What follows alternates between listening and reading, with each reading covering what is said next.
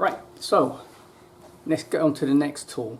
Now, if you looked at the other video about the brake feeler gauge, then there is another tool you can use. Now, BMW have an official tool. I'll get a picture here somewhere. But I got a different tool, which apparently you can. There's multiple people who make these tools, and this is easier. Okay, what was messing me up was I wasn't sure how it was measuring things, and it was measuring it correctly. Okay, so this is not the BMW tool. Here we go.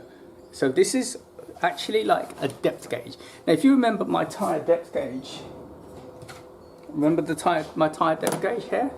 And you put this into here, and then you could measure on the digital thing how deep the tire is. So like that, you put this onto the depth tread, you check it, and you can check how deep this is. This works on a similar principle that you don't. Now the good thing with this, again, as I said on the previous video, you don't need to take the tires off, right, or the wheels off, right?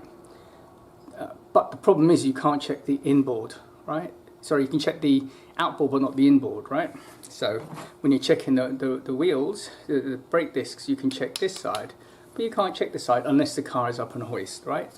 In which case you would take the tyres off if you're at home, okay? So how this works is, I'm going to take my glasses off because I can't do it with my glasses. So can you see how this is here? Okay. So what happens is, can you see how this comes out? And then let's just say, for example, you measure it, right? And then you have the numbers on here. So you can tell if it's 4 mil, 5 mil. I hate these things because you have to kind of work out, is it 3, is it 4, is it 5? But this is what BMW do. So what they do is, on the BMW brake pads, there's a hole.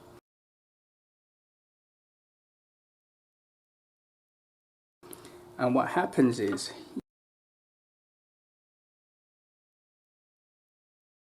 you put this through the hole. Can you see how this is clipping here? So you go like this, you put it through the hole, and then you read that off. Now what was confusing me is this. One, you have to know how it's doing it, right? Because the idea being, this is like against the brake disc, so you're going to kind of going like this. Can you see? Oh, actually you can't see. I can't show you like, oh, maybe like this, right? Can you see how it's like that? So it's kind of measuring like that in a way, okay? Now, I'm not even going to try and draw it.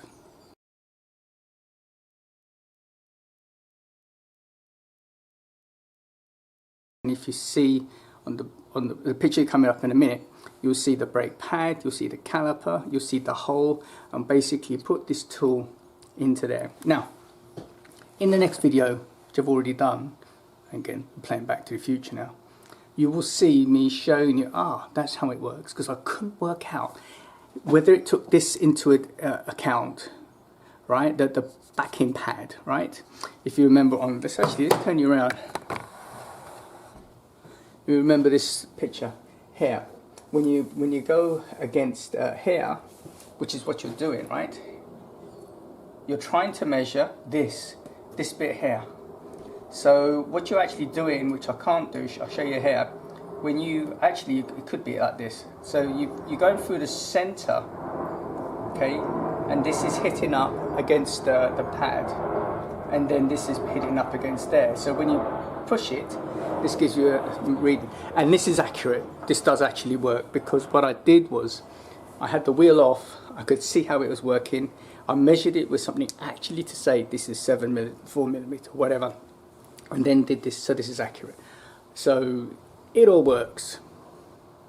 So you can check your brakes to some extent with the BMW tool. Now if you have a BMW, a couple of points to make on the BMW is, one, when you have, let's actually kind of draw you a drawy.